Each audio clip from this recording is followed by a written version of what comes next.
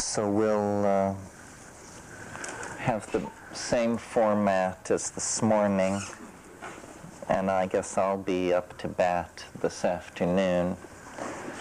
The notion being to talk about the future, not the future that I love so well, which is the future where the whole world disappears up its own kazoo in a kind of transcendental self-erasure sometime around 2012, but something more immediate, which is the immediate future and the situation surrounding the millennium.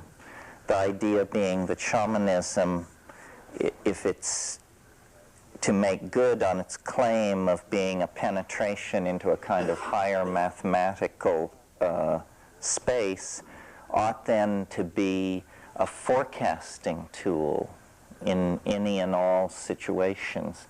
And so I thought to evoke the future as I see it, some of it being positive, some of it being negative, and then just see what kind of a response it evokes.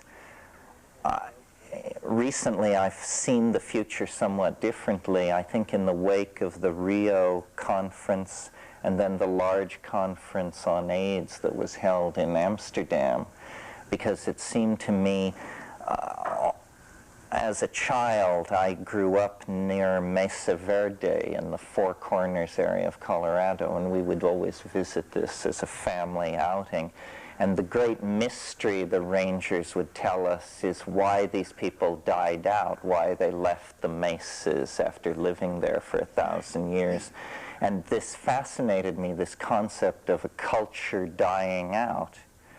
And it's sort of like these catchphrases like the end of the novel or the end of the symphony.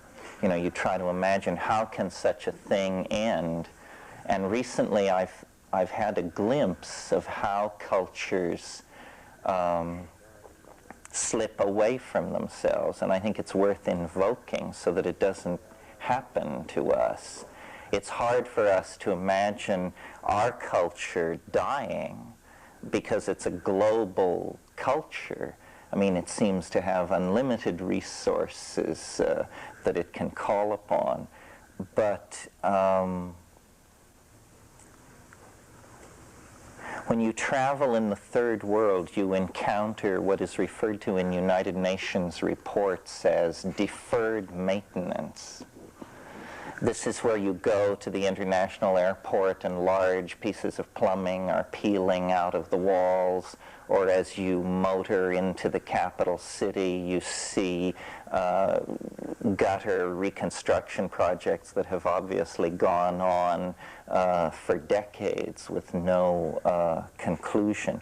And more you see this kind of thing in this country. Someone visited me from England last week and said the apocalypse is already happening. The slow apocalypse is unraveling all over the world. I mean, if you want apocalypse, you only have to take an airplane to Yugoslavia, to Lebanon, to Somalia. You know, the list is far too long, and there you find it. Here, among our prophets and seers from Malibu to Mendocino, the thing is only dimly glimpsed as yet, with the aid of the Mayan calendar and other suitable divinatory tools. But that's because we live in an incredible bubble of privilege. Well, so I'm, in my own life, think a lot about both historical inevitability and its paradoxical twin, political responsibility. You know, if it's all on automatic, if the world is either undergoing some kind of mass extinction and soul migration into the Elysium realms, then very little has to be done. If, on the other hand, it isn't on automatic, then what is the nature of the political and social world that we should construct for ourselves and our children. And I think for a long, long time, since the end of World War II, basically, we have been living in a future-phobic society where for all of the baubles and technology that has been foisted upon us, no real change has been tolerated. I mean, when you look back to the 1930s, you see that for better or ill, enormous social experiments were underway. The New Deal in the United States and the Third Reich in Germany, which was a 1,000-year plan involving genetic purification of a race, highways from Vladivostok to Paris, so forth and so on. That scale of planning has been banished since, well, for 60 years, basically. And what we have instead is a future-phobic society that places a great deal of stress on the preservation of a pseudo-tradition called family values by some people. But it has many names. It's not an archaic social model or anything rooted in long-term human organization. It's basically the 19th century industrial model of the couple with some children fitted into an industrial economy. Now I think that the contradictions of these future-phobic attitudes have become unbearable. And so the logjam that has been in place essentially since 1945 is beginning to break up. It came first at the weak point, obviously, which was the Soviet Union. I mean, a system so built on contradiction that, you know, the least breath of reality, and it collapsed. And that spread a lot of joy in the murkier minds of the West, I think, because what was not understood initially was that what this presaged was a crisis in values in our societies, because the fact is capitalism and democracy are implacable foes. They can give no quarter. These are two utterly distinct theories of human worth. One which says you are what you own and control, preferably the means of production, and another which says all human beings have equal weight in the political process, and by implication in some metaphysical scheme of values. Well, now these two systems are nakedly exposed in their opposition to each other. It seems to me, and it sort of comes out of what Ralph talked about this morning, that in trying to get a general overview of what these bifurcations are that loom in the future, they have to do with choice on many, many levels. I mean, obviously what's up for a lot of people is reproductive choice. But there are also, a lot of people in the world don't like being where they are. They would rather migrate somewhere else. So choice of travel, choice of location, reproductive choice, job choice, all of these things are values either to be preserved or to be consciously suppressed.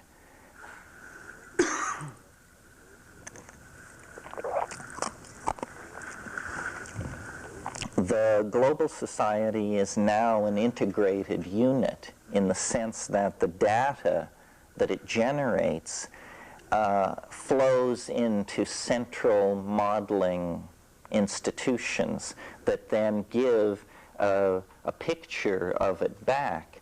But to date, we have not confronted the implications of this in terms of planning. We have been essentially passively contemplating the buildup of an explosive situation very fatalistically. And now we, at least I think, should contemplate the possibility of intervening in our situation. You know, I hear all kinds of fatalism. I hear people saying that our two main problems are population and epidemically transmitted social diseases, and that therefore no problem, you see. But I find that a fairly horrifying way to manage human affairs, simply by an appeal to nature to cut us down, to send the grim reaper among us because we can't manage our own destinies. It seems to me that a whole rethinking of the notion of freedom has to come, and that it isn't strictly a matter of more freedom. One of the things that I think the 20th century has secured but is reluctant to face is the toxic power of imagery. That this is the century of the perfection on a scale previously undreamed of propaganda. And propaganda has to do with the toxicity of images. Now, here at a place like Esalen, we give lip service to the idea that images can heal, but it also means they can hurt. And there are far more hurtful images around than healing images. Now, a social polity coming out of John Locke and the English social philosophers would want to stay away from that in the John Stuart Mill tradition. But I think we're going to have to go back to Plato. Plato did not trust the poets. And the heirs of the poets in our hell bardo are Madison Avenue, because you know, images are being manipulated to the point where democratic institutions become a joke because they are simply referendums of, or rather exhibitions of conditioned behavior, which was not the notion in the first place.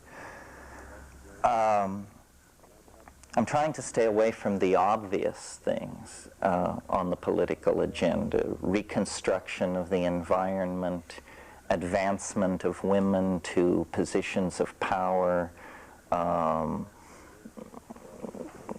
promotion of multiculturalism, this sort of thing, because these are, to my mind, basically cliches. Not that I don't agree with them, but they're not particularly interesting. The interesting ideas have to do with touching the taboos. As we approach the millennium, it's going to become increasingly important to, if not control, certainly regulate and monitor the irrational element among us, which is a curious concept because largely we are the irrational element. However, we're not nearly as irrational as you might wish to be assured. Just listen to what's on AM radio on Sunday morning and you'll discover that you ain't irrational. You represent an extremely high slice of rationality compared to the foment that builds in those that follow what we euphemistically call the way of cheeses. And this is going to pose social problems as we manage our way through the millennium. It did at the last millennium.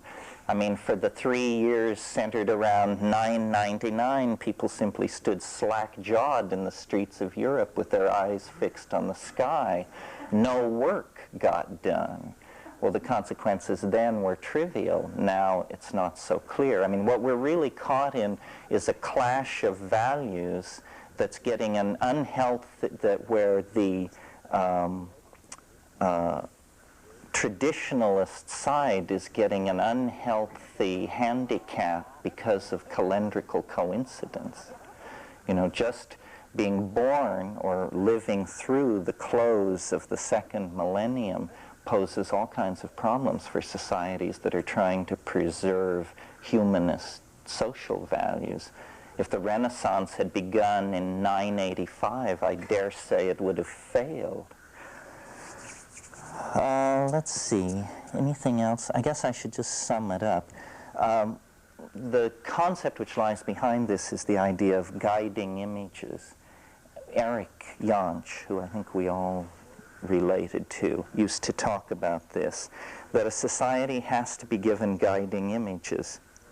McLuhan said the 20th century has navigated the way you drive a car using a rear view mirror. In other words, almost entirely without guiding images. It's the disgrace of 20th century social philosophy that the only two innovative social ideas the 20th century can claim as its own are Freudian psychoanalysis, which was put out of business last week by Woody Allen, and fascism. These are the two authentic ideological contributions of the 20th century. Socialism is a 19th century idea, fully worked out in the 19th century. So I think that, I'm basically an optimist, but not because I have faith in human institutions, but because I think there is a transcendental attractor that will eventually pull our chestnuts out of the fire. But in the time which lies between then and now, and in the spirit of covering one's bets, I think it's worthwhile talking about how society should seriously be reconstructed to make it a more livable place. I think the recent election in England and the election we're enduring here prove that we cannot expect to hear any kind of meaningful reformist rhetoric from politicians and have there be any hope of it actually being winning at the polls. So then it behooves dissidents like ourselves to try and offer something other than UFO rescue or utter despair as the two poles of the political dialogue. Gentlemen. I missed a key word there. What is it that's going to pull our chestnuts out of the fire? The transcendental object at the end of time. I mean, I still believe that, that time is speeding up, that history is an alchemical rarefaction, that at the end we'll all go off hand in hand with the Sacred Heart or something. You agree with Ronnie Reagan? Well, we've had this discussion before. In fact, it's in our other book. Well, all these Christers got a piece of the action, but they didn't get the clear vision. They just have a fairy tale about it, and I suppose so do we. But I do believe that history is the proof of the presence of a hyperdimensional something or other which is acting on ordinary biology. But what are we going to do until that final moment when it reveals itself to us? I think it's only, 20 years or so in the future. But I also am going to have to live through that 20 years with a bunch of anxious and disturbed people. Well, why don't we just take drugs? I mean, 20 years. I mean, the millennium... He said it, folks. What a brilliant suggestion. Why shall we, struggle to vision, or more than vision, to remake society in 10 years, when in 20 years we're going to be carried off in chariots? Well, I'm not sure. Maybe, I'm not sure. Maybe we I think shouldn't. this whole idea of the eschaton might be one of those ideas working militantly most strongly against any social change. Let's just hang on to our flying carpets. Well, you may be right. So if that were true, would you think it a good thing or a bad thing? Well, just in case the eschaton doesn't snatch us from the fire. Yeah, that's what I have. What to do if the end of time is postponed. Is a couple of...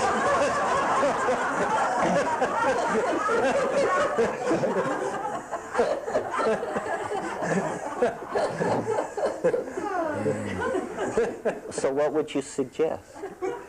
Well, let's say we're visioning the year 2000. We got, let's say in 7 years from today, we'll be back here again for only our 11th trialogue. And then we'll be looking backward on those magic 3 years which produced this. And 7 years is not such a long time. So one reason we despair is that we can't achieve much in 7 years. I mean, look at the last 7 years. Suppose we had 20 years or 30 years, that's not much better. History is a snail crawling down the trail.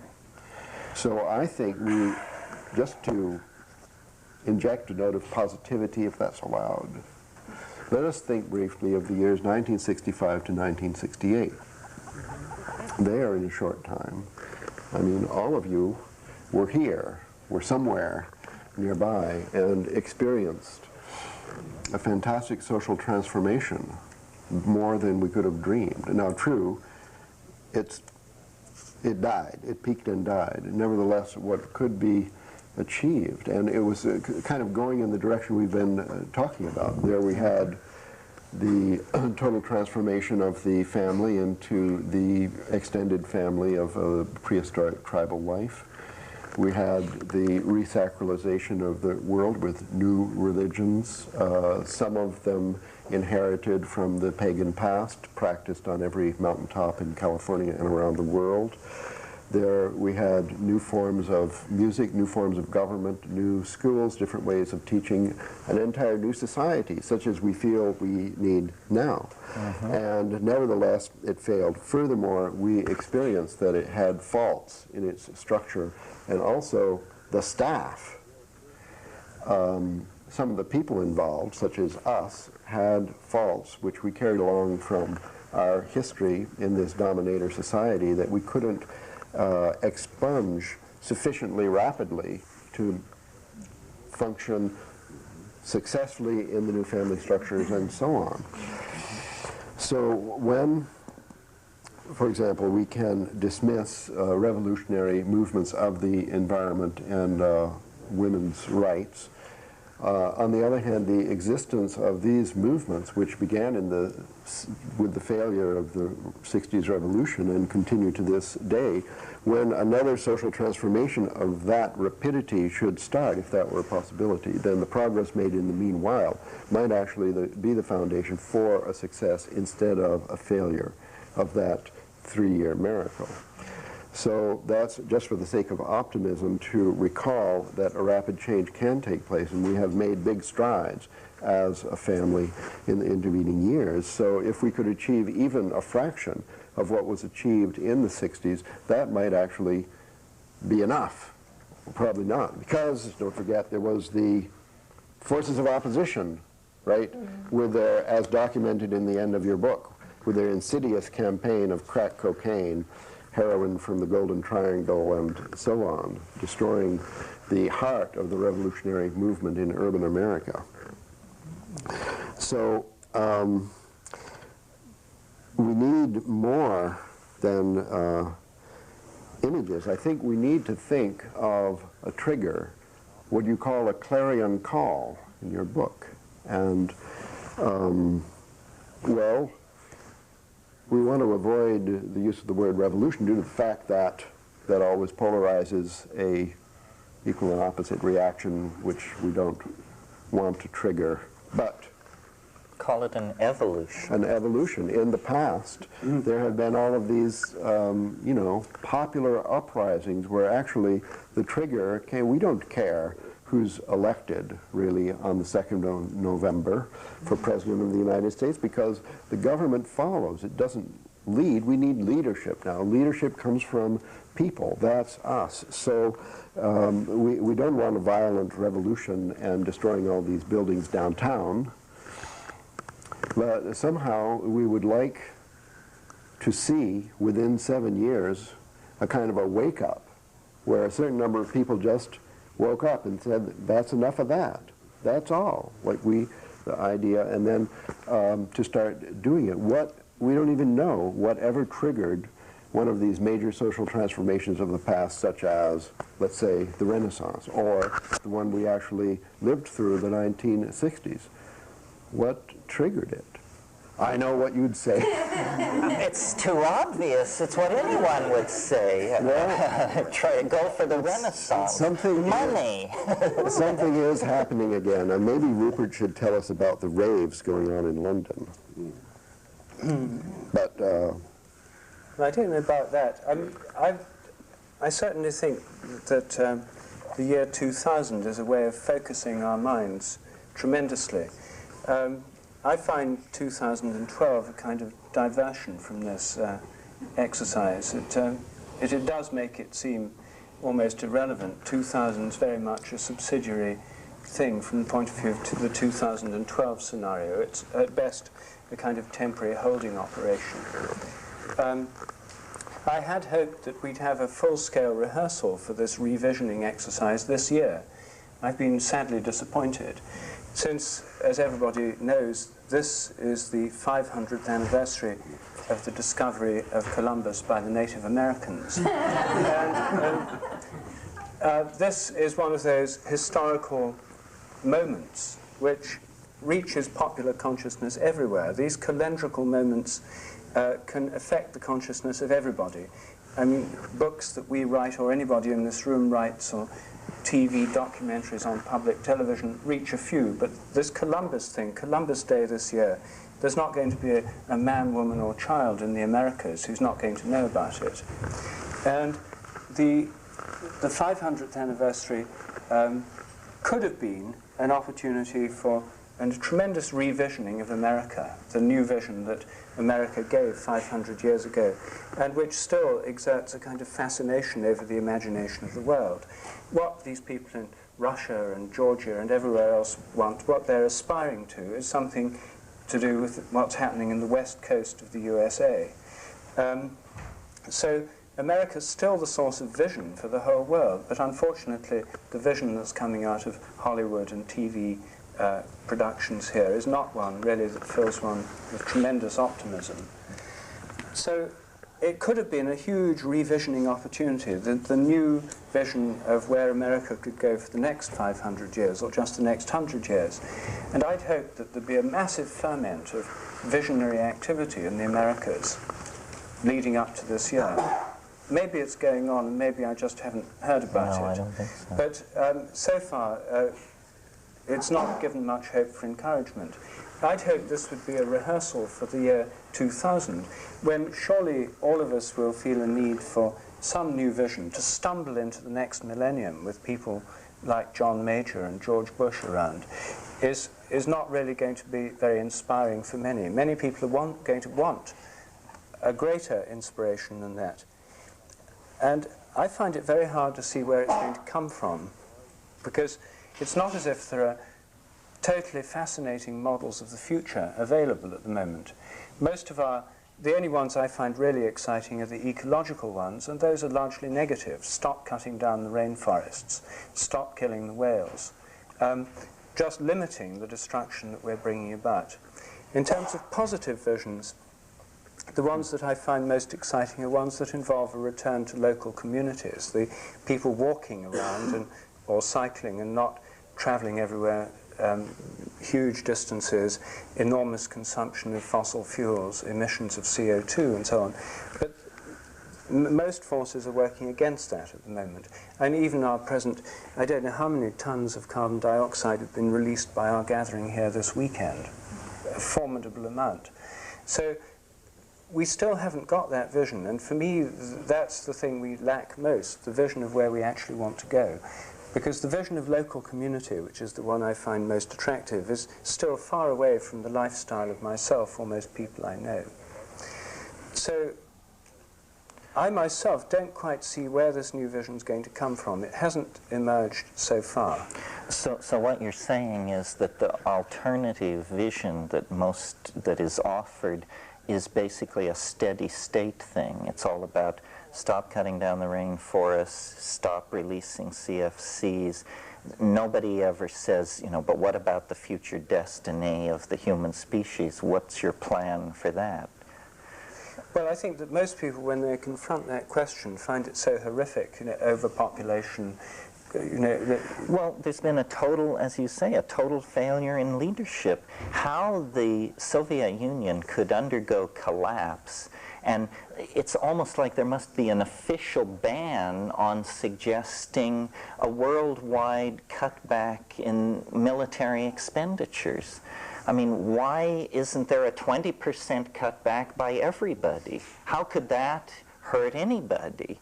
You know, all games could continue to be played, but just simply at a slightly lower level. There's been another thing I don't understand.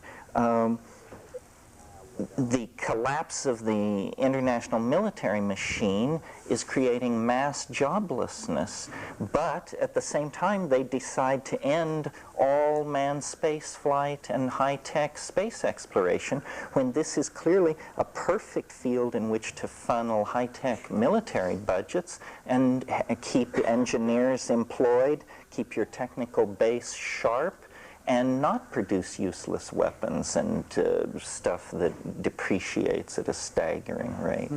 So it's bad management, even of their own stated goals. I mean, we're not being led by evil people, we're being led by jackasses at this point. Well, I don't know. I think it looks like we're being led by jackasses, and I certainly don't want to suggest that there might be intelligent leaders somewhere, but I think the situation is rather worse than that. The leaders are pretending to lead, but as a matter of fact, the entire system is way out of control, as of course it always has been, because it's evolving under essentially mathematical forces. I mean, a dynamical system inherent in the rules of the game, the fundamental psychic equipment of the human species. So whereas it looks like there are nations with leaders and organizations of nations like NATO or the United Nations and so on, as a matter of fact, the whole system, I think, is simply out of control, always was, and not necessarily always will be. The collapse of the Soviet Union was inherent in the dynamic, the rules of the game of the Soviet Union, in that it was over-controlled and there was inadequate space for chaos to play. It had to crash. No decision of a leader or a popular movement of revolt or minor change of the structure could make any change in this collapse, except possibly a year or two one way or the other. So I think I don't want to sound pessimistic, because I think there might be some solution, that an intervention, as Terence suggested, is possible and may even take place, resulting from meetings like Rio and Amsterdam, where not the George Bushes of the world, but the native peoples of the world somehow get together and produce and implement a new idea. So this is in the category bad news is good news.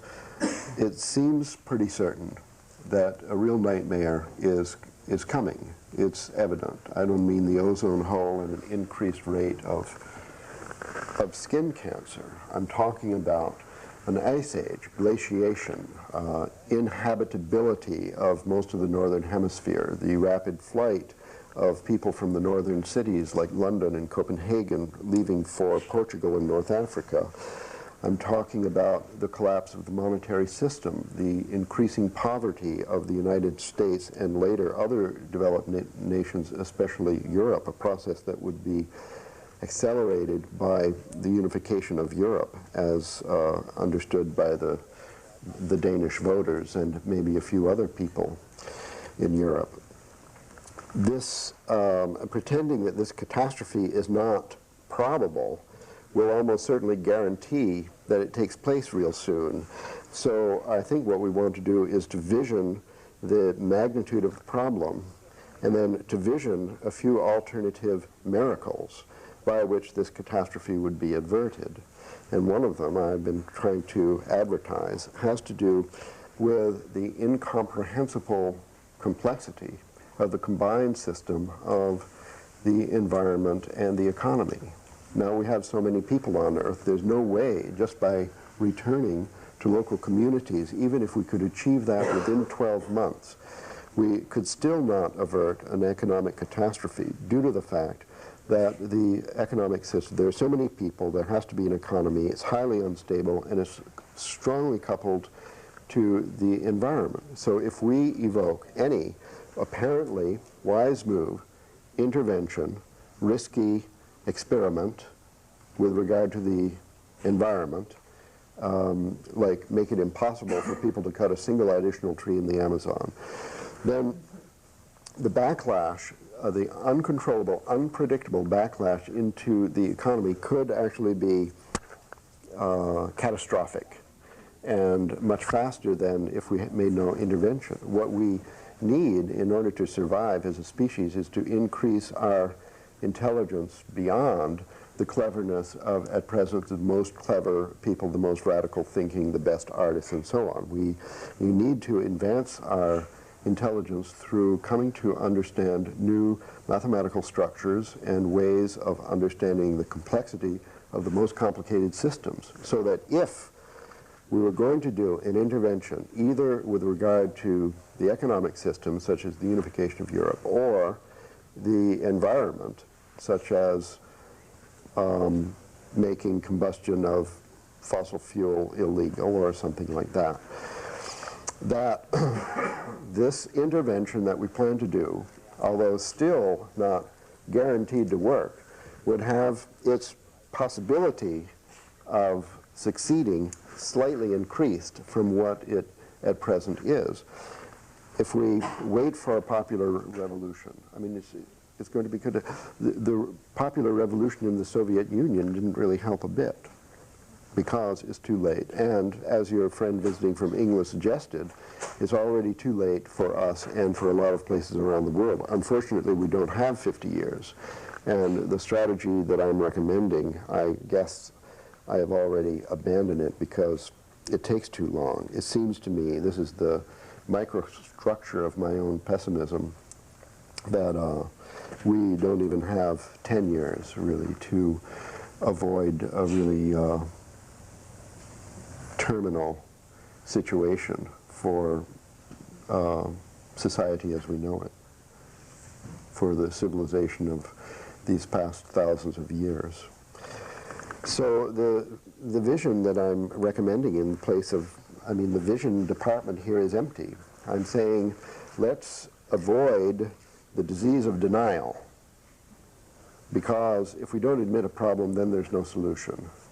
And let's, people always say, oh, doomsday, this is, if you think like that, then no, I want to acknowledge the magnitude of the problem and simultaneously to vision what would have to be essentially a miracle which averts the disaster for humans and the environment. So that's what I'm the calling miracle? for.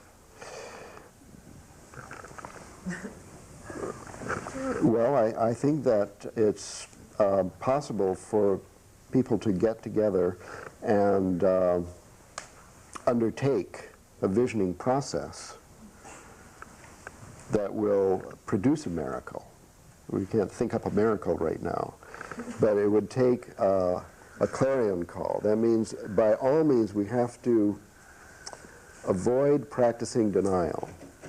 We have to admit that the environment is threatened and the economy is threatened. And what happened in the Soviet Union happened very rapidly and was incontrovertible.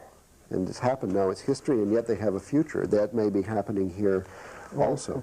I think that the people who run the world are not in a state of denial. Nobody runs the world. Well, I mean the people who think they own it. In other words, the Fortune 500 corporations. No, but giving them responsibility alarmed. itself is part of the problem, because they have nothing to do with it. There's nothing they can do. I think that's their conclusion as well, that there's a spreading. Did you see this report from the Vienna modeling group that was released 2 weeks ago, where they said there's nothing anybody can do? It's too late. The fail-safe point was passed, I don't know, 18 months ago or something. Anyway, their view of it is hang on.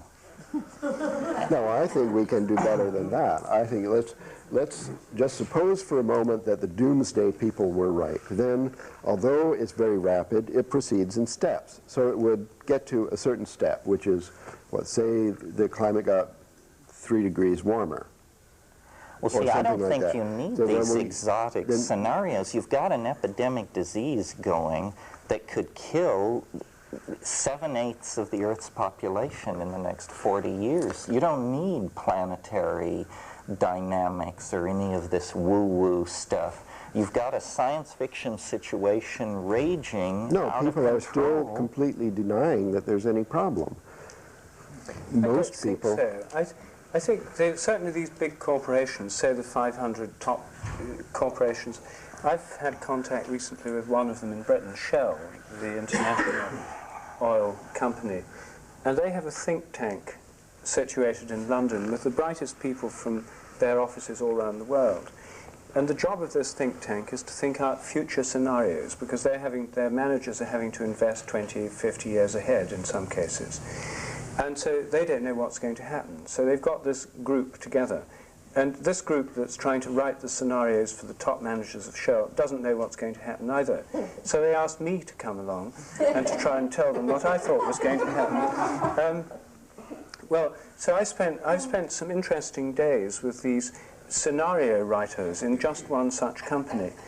And they don't have any better clue than we do. And the main thing they've got, though, is they have alternative scenarios. And the two alternatives they're working on are actually quite interesting. They systematize what we all know. Two major processes. One is globalization. One scenario has more and more multinationals, more and more media link-ups, more and more integration of the world economy, more and more of this globalizing process, of which the European common market is a political expression.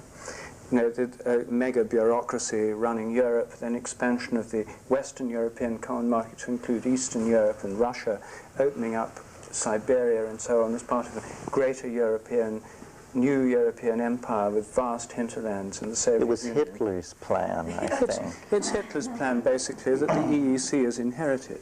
Now that Russia and Eastern Europe, those empires have collapsed. Anyway, there's this globalization model. But the alternative scenario is the exact opposite. It's one of progressive fragmentation, large units falling apart, states decomposing, as the Soviet Union has and Yugoslavia is, petty nationalisms, tin pot fascist states, ethnic unrest and conflict in the cities, and so on. That's all happening too. And the interesting thing is that these seemingly opposite processes are both happening in dramatic and lurid ways right now. And one of their models extrapolates one as the main tendency of the future. The other model extrapolates the other. And they have, of course, an intermediate scenario that's a mixture of the two. But they haven't a clue which of these models is going to happen. And all they do in their planning at the moment is to consider that they have to work in a situation where it could go one way or the other, or be a mixture between the two. But beyond that, they don't seem to have any idea of the way things are going. And I mean, if you were around in London more, or you, Terence, they'd probably ask you as well to go along and tell them. We don't know either. So it is a matter of the blind. No, we know. We don't know whether... Well, do we? Well, yes, I think we do. Well, as far back as The Mechanical Bride, which was 1952, McLuhan was talking about what he called electronic feudalism, and said the world will fragment. And it seemed completely unlikely because the United Nations was on the rise, these vast power blocks were squared off. But I think it's clearly happening. I think that federal Europe is a dream. It will never happen. It's dead. The people reject it. It's only in the glass ministries in Brussels that the heart beats fast for European federalism now. It's finished. But Russia is is already falling expanded all apart. But over it's the not planet. a state. Russia is falling apart. Russia will become what the Soviet Union was, 15 separate warring factions. 32 out of 36 Northern California counties voted to separate from Southern California. Canada is falling apart. And strangely enough, meanwhile, at the top, in the world of George Bush and John Majors, there's a feverish enthusiasm for unity, for great trade blocs and wide-flung negotiation. This is clearly a last-ditch effort to keep this globalism together. And, you know, Yugoslavia is a bad example, obviously, but it was the inheritor of great power rivalry. I think that Czechoslovakia, that dissolution is the one to watch, because here people simply want to rule their own turf. And after all, why shouldn't they? Like, one of the most suspect notions running around is free trade. Free trade is a notion that people, right-thinking people of decent upbringing, are expected to stand up and salute. What free trade means is the right to sell crap everywhere, the right to deal Coca-Cola in Afghanistan. That's what free trade is, the right to sell Volvos in Turkmenistan. It's a bad idea, free trade. We don't want to make trade easier. We want to make the manufacture of objects an excruciatingly expensive process, and the moving them from one market to another damn near impossible. Because what we want is the dematerialization of culture. What free trade means is turning the entire world into a marketplace for high-tech, pre-obsolescent, durable goods. And yet, you know, nobody points this out at all. People, what's going on in the American economy is that over the past 12 years, under the aegis of the crypto-fascist republicrats, an enormous transfer of wealth has gone on to the top 3%. In 1980, 6 Americans had more than $1 billion. In 1992, over 80 Americans have more than $1 billion. Meanwhile, most Americans have gotten considerably poorer because the money which was not transferred to the super rich was transferred to the third world. The great leveling, which the left always called for, has in fact taken place in part, and that's why you have less money. Because you, when the leveling took place, did you think it was going to kick back into your pocketbook? You haven't visited Bangladesh recently. So a whole bunch of manipulations have gone on, which tend to, I think, support the idea that nations are being looted and dissolved by ethnic factionalism and corporate hegemony, and that in the future these are the two things that will exist. And you know, people will, it's a Japanese model, basically. I mean, in Japan, your corporation is your identity, if you're really embedded in the culture. And the nation state, I'm not sure whether this is a bad thing or a good thing. I mean, the nation state has become a fascist tool. All nation states. What these companies stand for is unbridled gangsterism. But on the other hand, that's what political revolution has often meant in the past. So it's a complicated situation. The world is feudalizing, fractioning into interest blocks, at the same time that technologically, you mentioned MTV, technologically it's being knit into a single psychology. So it's well, I don't want to stand in the way of such a pessimistic vision. Well, I don't consider it pessimistic. It's just I don't think it matters if there's a political fractionation or the unification of a single world government. It doesn't matter, because it won't affect the religious observance, the mythological base, the family structure, the distribution of wealth, or anything else. All these problems will go one way or another, totally independent of political realities. See, we give too much credit to the political realities when actually they don't do anything, essentially, except collect taxes and give welfare. So I think no matter which way it goes, for the sake of the Shell Oil Corporation, we still need to consider some interventions either way.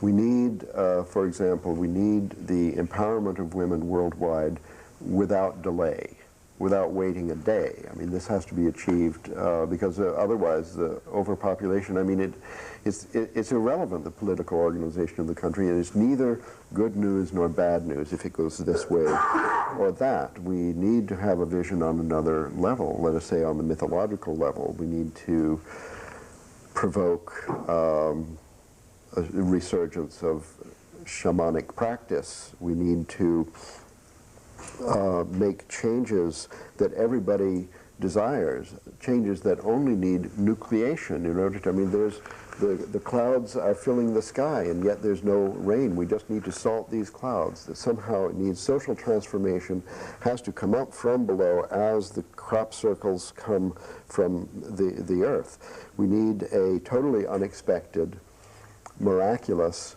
flattening of the grain into new patterns. And this is the way social transformation has come in the past and will happen again in the future. It doesn't matter if, for example, there was, okay, the partition of India. Now we have Pakistan. Before we didn't, and there's Hindus and Muslims there. There's some other, the birth rate didn't change by the partition of India. The birth rate in Czechoslovakia or Yugoslavia won't change. Of course, the war will kill off millions of people. Well, the only thing we've ever been able to come up with that has this grassroots quality, I don't know if we discussed it in trialogues, but was this notion that every woman should limit herself to conceiving one natural child, and that then the population of the planet would fall by 50% in 40 years without war, migration, etc., etc. It pushes responsibility on this previously oppressed minority. It's a personal thing. It doesn't require governments. But that can be expected of a woman in a culture where they're normally tied down. But we discussed the fact that it's in the cultures where that isn't happening where this decision would have the greatest impact. It's the women of Malibu and the Upper East Side who, by making this decision, would immediately have a huge impact on the destruction of the earth, because a child born to a woman in Malibu uses about 1,000 times more resources than a child born to a woman in Bangladesh. So, you know, they present our problems as insoluble, but something as simple as that, women reproductive zero population growth in Malibu. Zero population growth isn't what we're talking about. We're talking about cutting the population rate in half in one generation. Zero population growth perpetuates the rape, keeps us at this unbearable level of self-gnawing destruction. Well, I mean, this is a long, even if it would work, it's a long-term solution, and each of us has 2 children, so we're not exactly setting an example. So you could get a vasectomy, that would set an example. Well, no takers.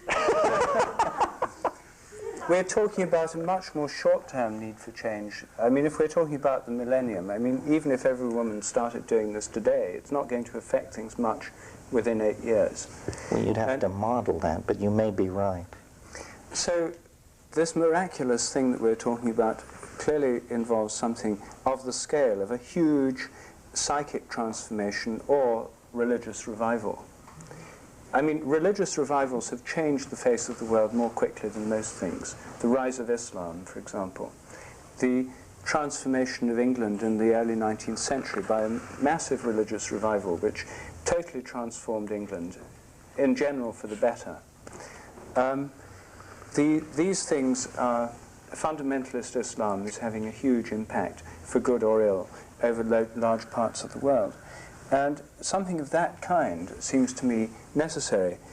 Now, one form that it could take is through the psychedelic revival.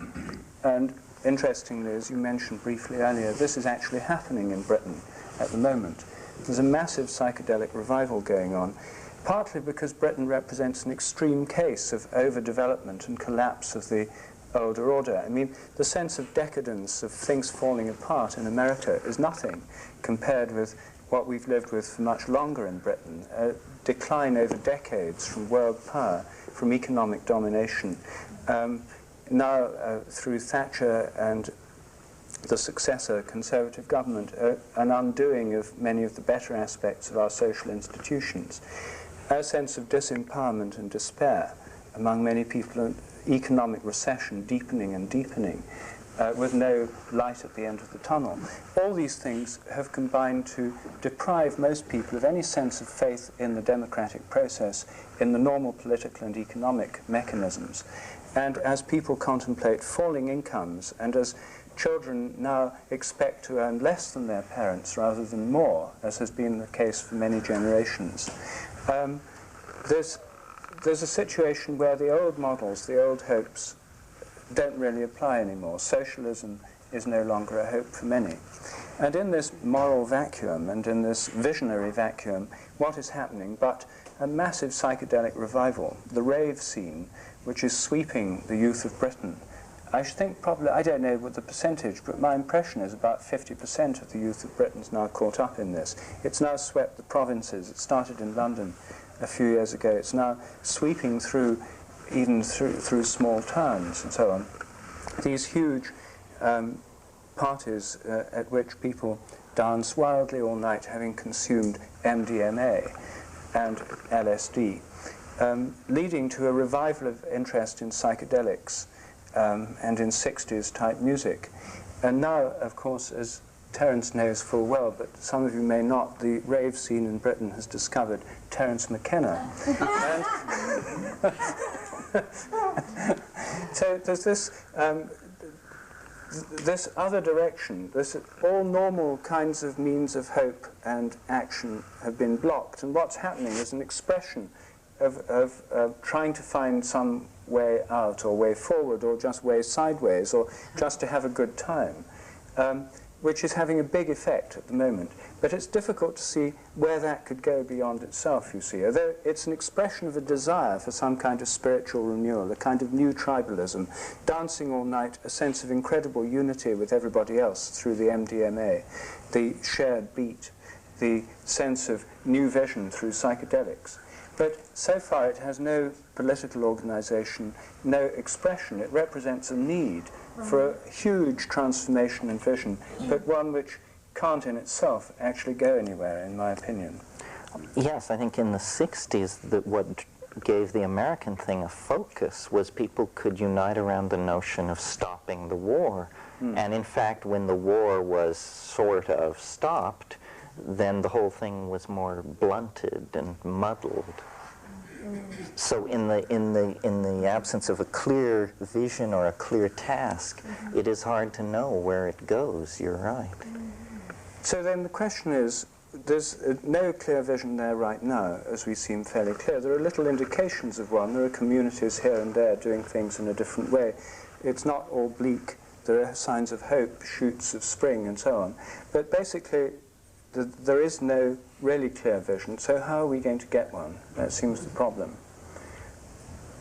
Now, we've got maybe 20 minutes to think one up right now.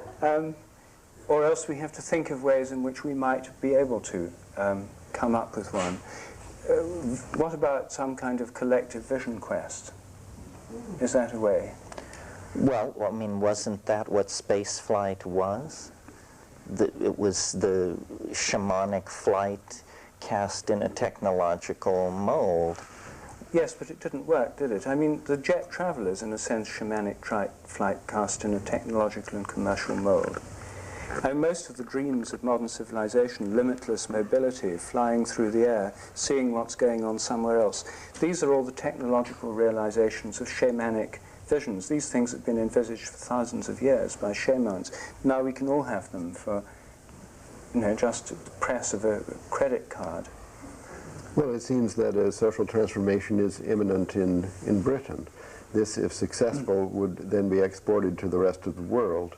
Here in the United States, we're some years behind. We haven't reached 50% of youth in the rave movement. But let's just say, to put an actual vision on the table, that there was a social transformation that took place this year in Britain that was something like, and to a degree evolving upon, the model of the 1960s in California.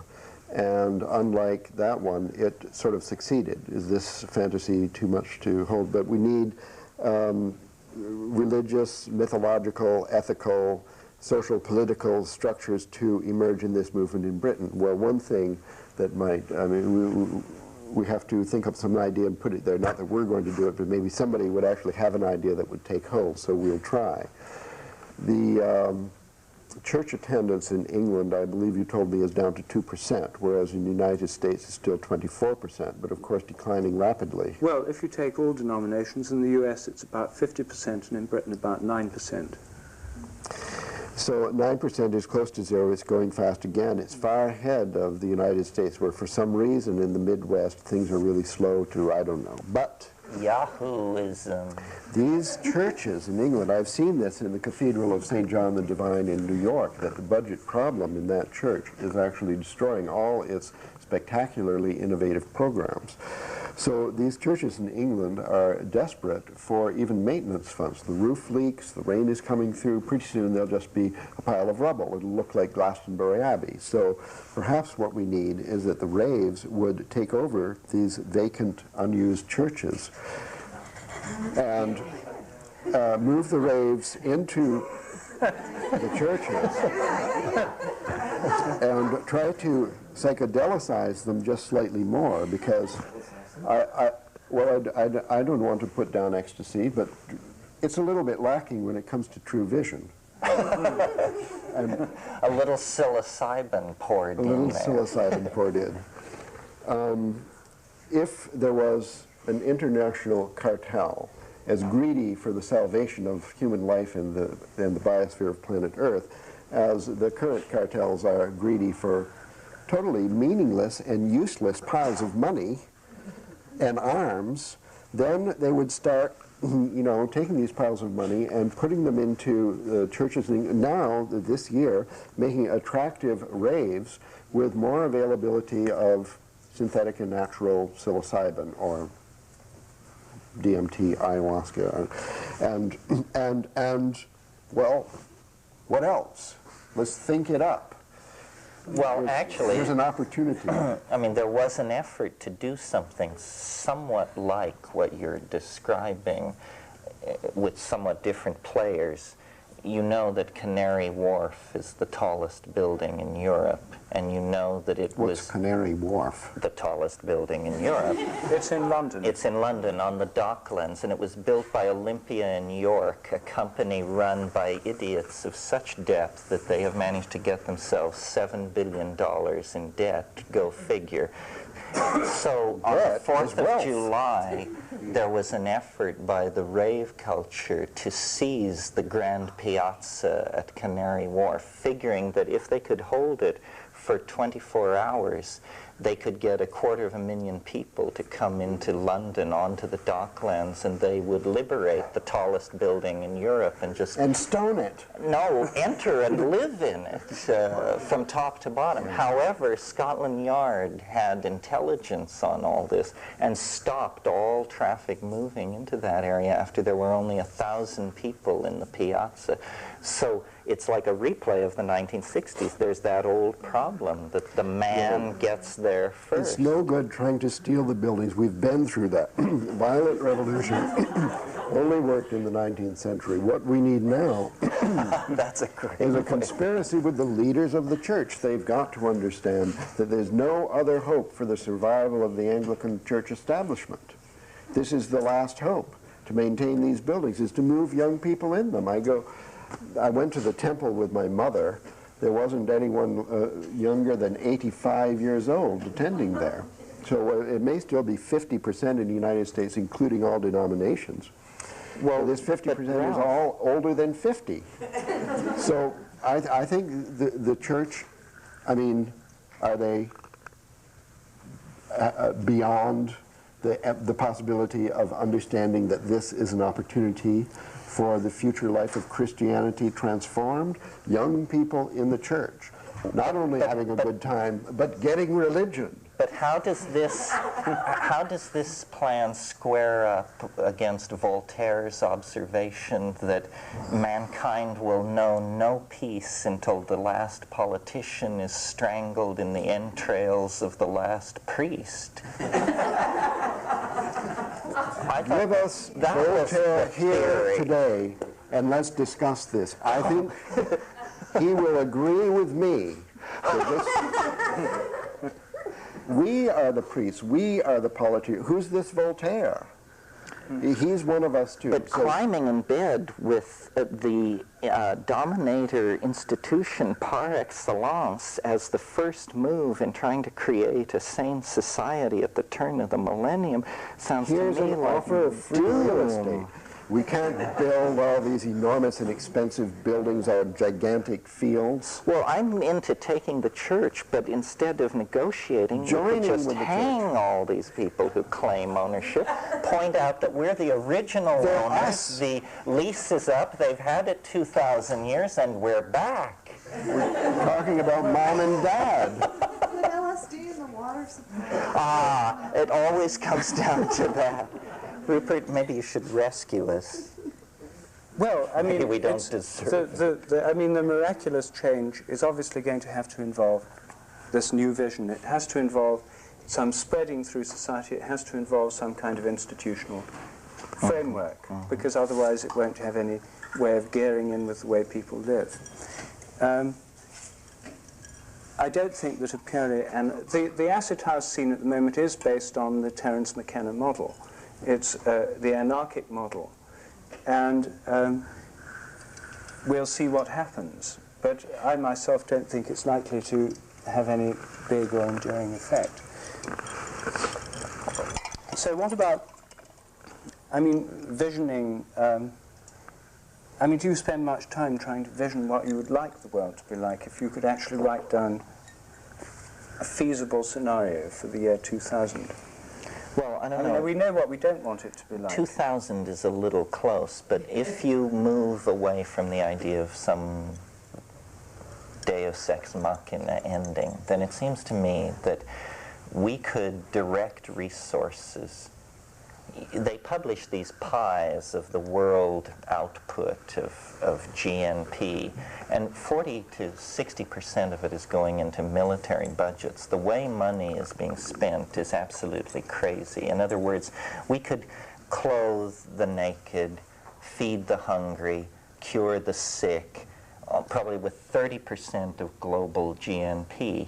If we need to keep our technological skills honed, then I would think, you know, as achievable as building the super collider or a colony on Ganymede or some of these other things they come up with, why not unleash R&D toward the production of something which essentially looks like a contact lens, but which is surgically implanted in the inside of your eyelid at age 3 or something, and that when you then close your eyes, there are menus hanging in space, and you make your way into a virtual culture. That what we need to do is dematerialize our interfacing with nature. If we're going to keep the body, then we have to jettison material culture. We cannot have both the body and material culture. So I can imagine a world where people appear naked and aboriginal and sacral and so forth, but when they close their eyes, they step into a world of electronically sustained data banks, sensory impressions, virtual realities, so forth and so on. And that is what culture comes to be, to mean. And the idea of actually building something in three-dimensional space becomes just vulgar and barbarous. Why would you? It's like shitting on your doorstep or something. It's just no sane person would ever do that. That technological goal, married to the empowerment of women and their full exercise of control over their reproductive capacity along the lines I outlined, would deliver us into a closer version of Eden than I think most people dare dream could be achieved within our lifetimes. So it's stuff like that. It's not inconceivable. This sounds not unlike Ralph's vision this morning, except you've got it miniaturized further. Yeah, it should be completely, it can be maybe to the vanishing point. I have the same contact problem. lens is sufficient. Smaller. I have the same problem with it, though, because it involves a detachment from the earth, from nature, from biology. And I'd like to move in exactly the opposite direction, you see. But how is it a detachment if you're cooking your food over an open fire, walking barefoot on the earth, living in restored ecosystems, and fishing on the reef for breakfast? You didn't mention that bit. Oh, that's what I meant when I said living an Aboriginal lifestyle. I mean, you look like a rainforest Indian. It's just that if you step into this person's body, you discover that they're browsing at the Bibliothèque Nationale in Paris. They just appeared to be wandering along a river in Brazil. Well, we don't have to do anything yet. This is the vision, because as a matter of fact, this is what we're on the way to, the post-catastrophic world society. No, there's still a lot of people into dealing stuff. The dematerialization of culture has not yet been announced as a goal. I mean, some people might not voluntarily desist from their usual form of piracy. So while we're back in the Amazon fishing, they'll be flying overhead with helicopter gunships. Well, in my fantasy, that was all in the past. I mean, like, you would not allow people to assemble objects in three-dimensional space. The only legally allowed object would be the inner lens, and the inner lens would be a surgical implant. And well, the pirates would all be shamans. Well, that's how it's always been. Yeah, now you're back to the archaic. You know, you're living in a mythological, archetypal society ruled by magic. But nothing's going to happen, you see, within 30 years, according to current predictions, 2/3 of the world's population will live in mega cities, like Mexico City or Calcutta. At present, the majority is still rural. No, I think that what we're not being told is that 4/5 of the Earth's population is headed for the early grave, and that nobody wants to face it or understand it. I could not believe what was coming out of that conference in Amsterdam. Absolutely apocalyptic statements where you read the statement and you expect the last line to be, and therefore experts conclude the human race will become extinct sometime after 2035. But they never drew that conclusion. But the data was horrendous. I mean, we're kidding ourselves. You know, people think, well, science will deliver an AIDS cure. Science might deliver an AIDS cure to the super wealthy and well-connected, but the human heart will not deliver a medical delivery system that will get the cure to the billions of infected people in the third world who, because of the color of their skin and the misfortune of their place of birth, are going to be condemned to death whether there's a cure or not. I mean, there are partial cures now, and only the super rich are getting them, no matter what anybody says about who's getting them. So, you know, I don't understand the denial about this epidemic. You just draw the curves, and there's no cure on the horizon. And nobody knows how many people are infected. And nobody knows how virulent the mutational capacity of this thing is. If it's like flu and some of these other things, then it's, you know, hell itself stalks the planet. And what we're all being asked to do is hide ourselves in the skirts of science. Well, by God, they better be able to deliver. It's been a long time since they've delivered anything but nuclear weapons, remote lethal delivery systems, megadeath, brainwashing, and propaganda. If science is the friend of suffering mankind, it's time to step forward. Yes. Sorry to rave. Well, Rant. Rant. Yeah.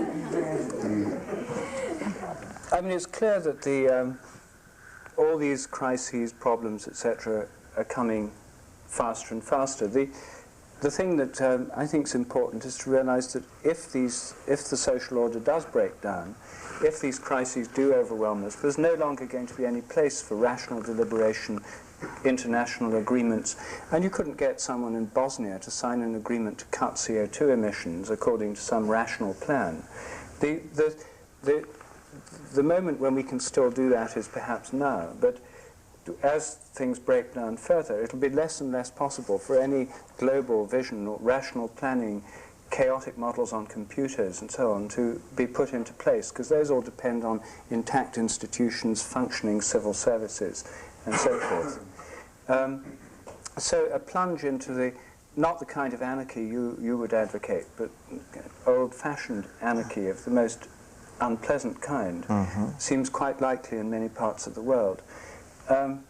So the hope that we might have is something that can survive that and somehow grow up out of that crisis. I mean, we're going to be forced to change by crisis, like individuals are, so we are socially.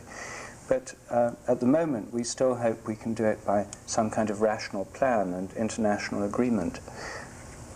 So we come back again to this question of where will the new vision come from?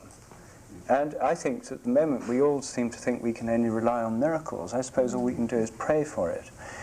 So when psychedelics are the only miracle we really can get on command. But whether they're adequate to the task remains to be seen. I myself think they're not.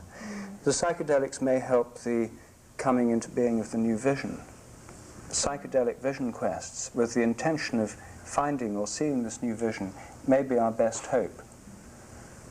But how many people are undertaking them? Well, let's hope it's like other revolutions and that you can build it with somewhere between 10 and 15%. Let's hope. Well, shall we throw it over? Yes, well, let's see who's got...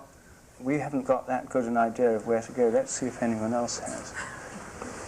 Speaking about, I speak to many, many thousands of people every year. And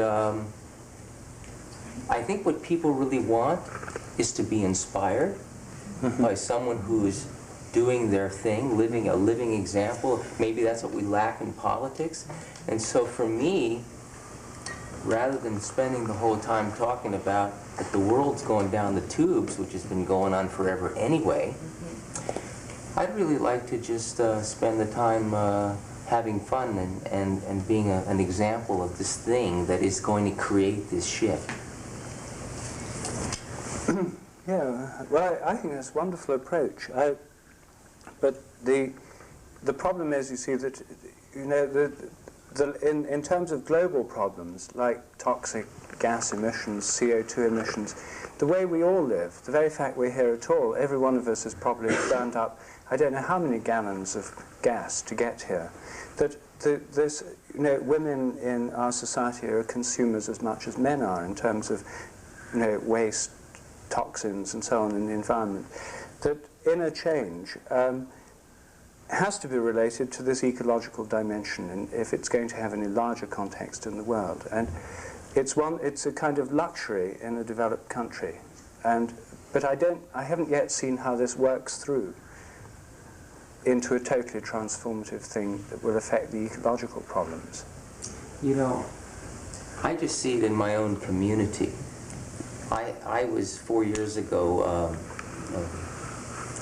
you might say, divinely led to a place where something shifted in me, and I said, wow, these people are living what they're talking about. And what I notice is that it's happening on a communal level with a group of people that I see, a large group of people. And I see that that's where it begins. For me, I see that when I go out, whatever I do, whether I speak to people, that is the message that I'm carrying. And it's not something that I have to talk about.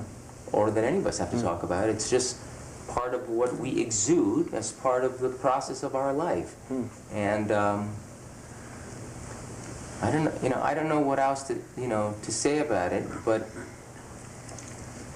it seems like if I had my choice of spending my time with the attitude of it's going down the tubes, or if I had my choice of seeing all the positive shifts that are happening, which just happens to be what I'm seeing, that's the energy I'd much rather take into the world. That is the energy that I feel is going to be more productive in terms of creating shift. And I don't think it is denial. And I don't think that it is avoidance. But at some point, you have to see that has to manifest itself in a reduction of what Terence has called, well, we all live, you call it the dematerialization of culture. So what you're suggesting at some point has to manifest itself in the dematerialization of culture, because that's the only thing. I mean, that's the bottom line. You can't get away from that bedrock notion that unless we turn back, unless we reduce our consumption, unless we reduce our production, not increase it, not grow it. And that is a notion that on a societal level is absolutely unthinkable, even at this stage of the game. No parent wants to think of his child as having less than he has. Probably not even you. I don't know what you think. Maybe you do, but not very many people in the world at large, at least in the modern world, at least in the Western world, industrialized democracies, want to think of their children as saying, you're going to live a lifestyle that does not have the material benefits that I have had, and your children are going to have fewer. And what you're saying is accurate. These things are taking place, but I'm not seeing a measurable, distinctive change in the material consumption that we're all making. That I'm making it. I mean, I'm a enlightened, conscious, sensitive human being, and I haven't reduced my material consumption that much. And if I haven't done it, I know that there's a lot of other people who haven't done it, and yet that's the only thing. And I don't see, I've been to conferences like this before, usually in places like this or Santa Barbara, where a lot of wealthy people basically talk about reducing, or they don't talk about reducing. Nobody says, tomorrow I'm going to make less, I'm going to consume less, I'm going to dematerialize my lifestyle. And that's an economic powerhouse. That's it. But I don't see it manifesting itself on a broad-based level in behaviors, and that's what it's going to take. So my question to the panel and maybe the group is, what is going to translate? When are the dialogues going to translate into a real transformation on the part of on the part of our society, if you will, into a reduction of our production? Our material production must stop and then go back if we're going to make a dent. And that's what has to take place. So how are we going to accomplish that? How about producing quality? Maybe. By cataclysm. Yeah, that's it. What are you saying? Oh, I'm just saying it'll happen when it has to. That's how human beings are, when it has to. But that's what they're saying. They're saying a cataclysm will be here, and that's when we'll probably stop. Well, the thing that I was going to bring up is that dematerialization needs to be made chic as materialism has been. Right. That's excellent. Right. And it is sort of, if you look at what's happening, the Gap, other things, the simplicity is becoming chic. It's becoming in. Less is So you more. have to convince people that quality is important, Yes. and that amount is not, and that people who have large amounts of tacky stuff are tacky. That's the vision that needs to be created. Yeah, which advertising could do that if it cared as much and could somehow figure out how to make Make a money buck. out of What do it. you think about these garage sales? That's what they're doing. People are throwing out all kinds of stuff, and Things are being that's what is recycled at a happening. vast And people are buying locally. You- Well, I don't want to take issue with what anybody's saying, because I think that if there is a miracle, it's got to come from everybody, not from the top or not from the visionaries. And what I see is that, imagine 8 years from now, at this conference here, if people on the planet who are already so connected through television and radio are so aware of the crisis that's happening now, how much more aware they're going to be 7 years from now, 8 years from now, and what kind of emotion that will generate in terms of local community response. I think that's the unknown, but that's, you know, short of a UFO or meteorite encounter. So basically what you're saying is the information itself will inspire us to get our act together, because the data flowing in is so horrendous that we're actually... Bad news is good news. We welcome the crisis. Well, so they build concentration camps, but this time they don't get to run them for 4.5 years and send 10 million people up the chimney. This time they build concentration camps, and within weeks, at least there's a lot of squawking and whining, and probably within a few months the rail approaches will be bombed and they will not be able to run these genocidal camps. So, you know, the world is not exactly on a Batman trip here, but we do respond in a way that was not happening in the 30s anyway. Not in Bosnia, we don't. We don't respond to information. Human beings respond to things they can feel, smell, taste and touch.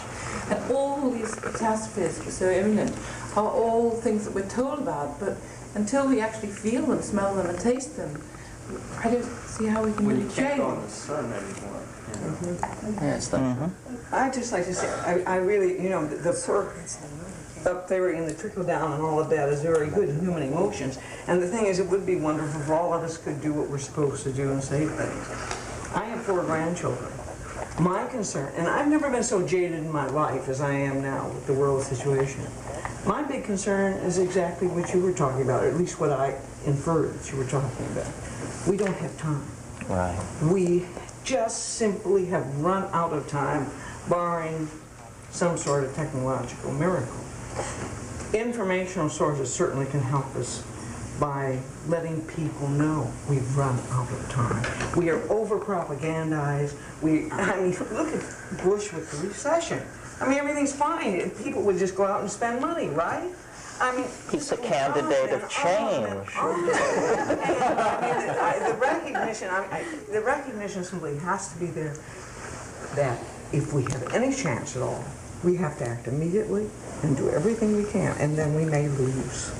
I mean, that's the way it is. Mm-hmm. Yeah, on this inner-outer thing, I think it's very, very fine to cultivate oneself and one's community, but it is no substitute for polity.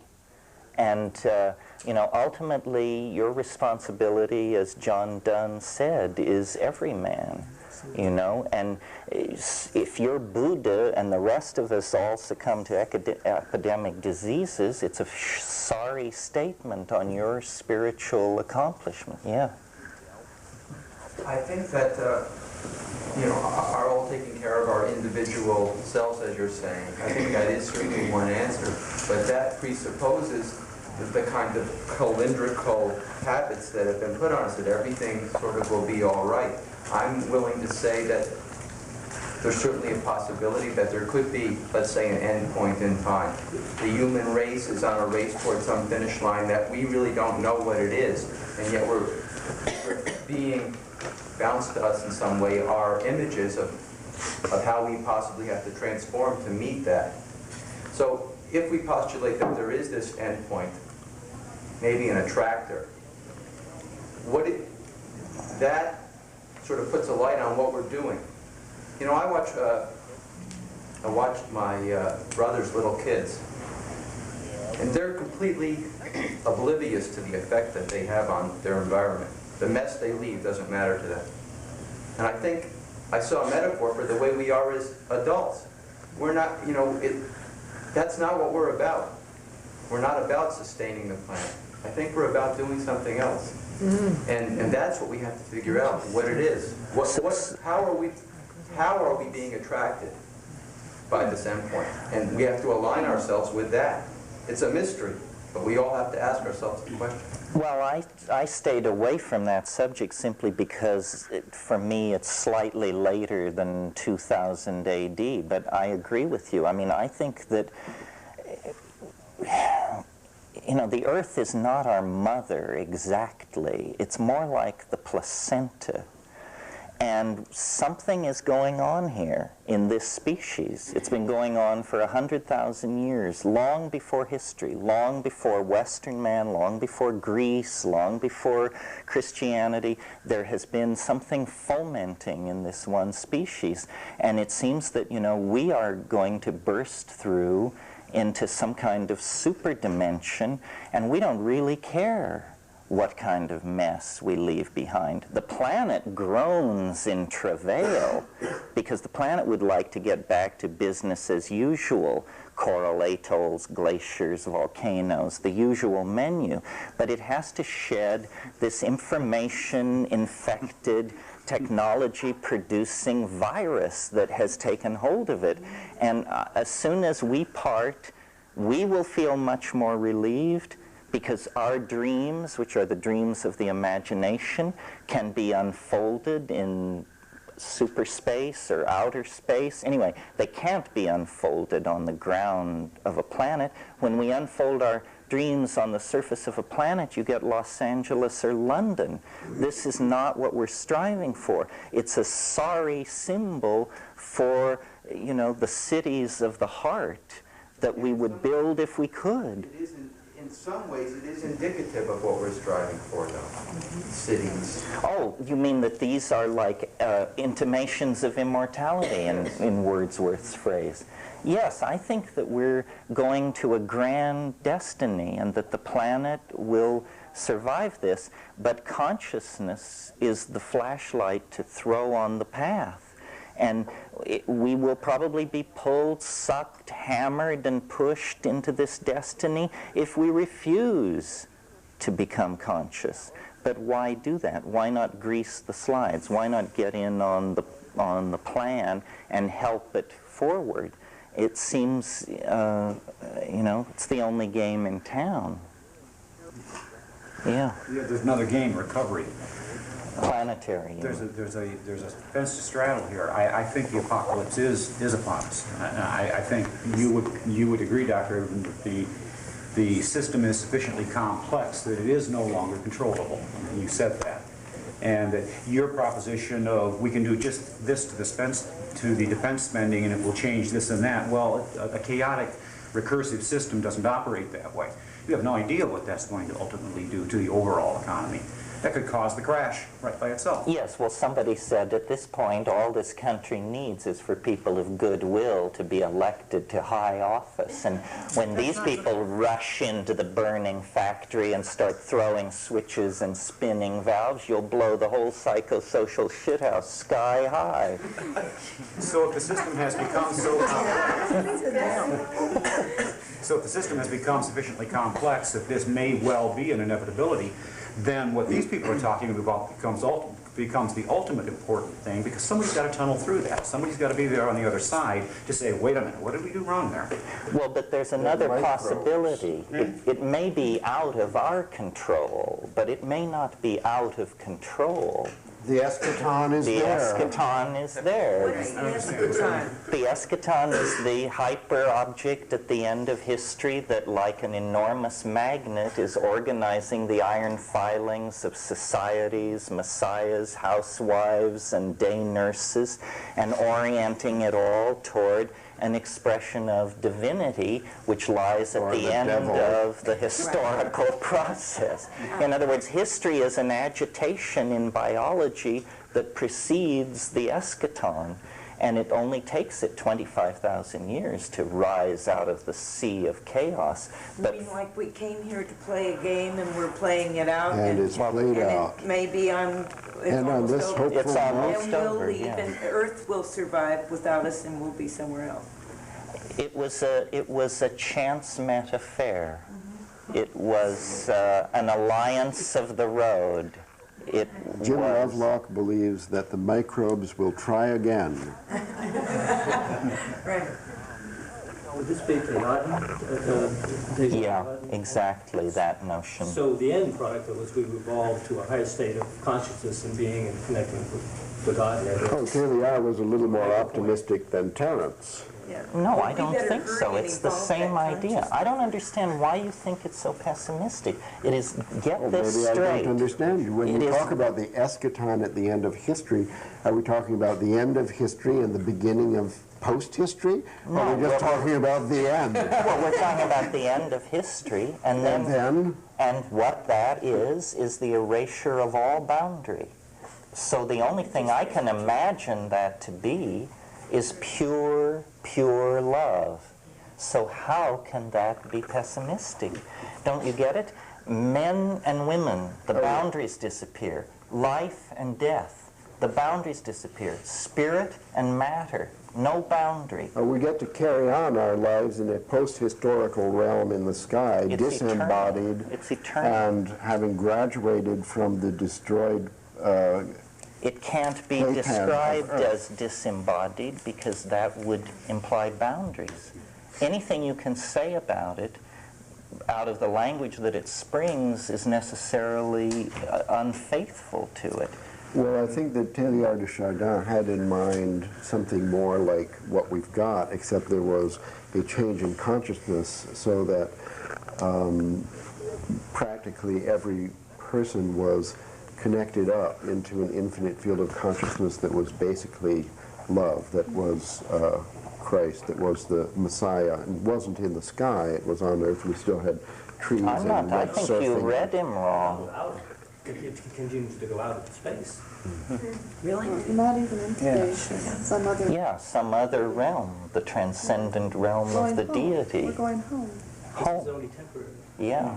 He was an absolute eschatonic millenarian. Love is what lies at the end of the historical descent into novelty. It has to be. Now, the reason there's a lot of freaking out is because the trip gets rougher as you approach the 0 point. And that's the way that, you know, on an airfoil approaching the speed of sound, you get Q forces build up along the cutting edge of the airfoil. And the Q forces are at maximum immediately before you break the sound barrier. So the history barrier, the ride is going to get, it's going to shake your teeth out in the last moments, and then you will touch the eschaton and break through. That's grand. That's a grand rant. I hope this won't seem too petty, but just this one tiny little detail, this number, 2012. I mean, if it would be just postponed 20, 30, 40 years, that would be okay with Teilhard de Chardin, but not with you. You're fixed on this date. I mean, wouldn't it be a completely different future if the eschaton at the end of time was 2 or 3 centuries away? Sure it would, yes it would.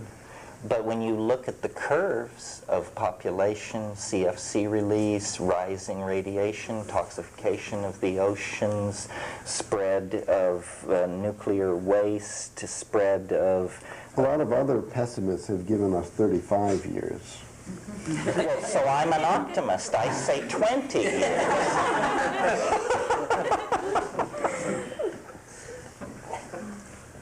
Yeah, regarding this eschaton at the end of history, it seems that it also existed at the beginning of history. If you examine all the major world religions and major world philosophies, they all seem to indicate that at some point in the past, whether it was the Garden of Eden or this Nirvana Satori, there was this unified consciousness that everything existed in effect as one. Then there was the fall, and somehow this collective consciousness got fixated in matter. But it seems that the process of all religion and philosophy is to try and guide us back to that oneness, to that eschaton. Yeah, you got it absolutely right. That's exactly what's going on. Religion is the anticipation, and then different plans for recovering this thing which caused our fall into this lower state. And what gives it cogency is to see that the scenario we've reached the third act. You know, it has to be this way, or it's hardly a play at all. It's just a mess. As Shakespeare said, sound and fury signifying nothing. That's your other choice. Maybe a bill will be forwarded to the future, so that after the omega point, we'll look up there and find that the bill has been forwarded, that we still have to pay for this mess. Not only the bill, but the Bobs and Johns as well. Could this be the foreplay before the great orgasm? The big surprise is how we name this cosmology. Well, we should knock off. Thank you very much.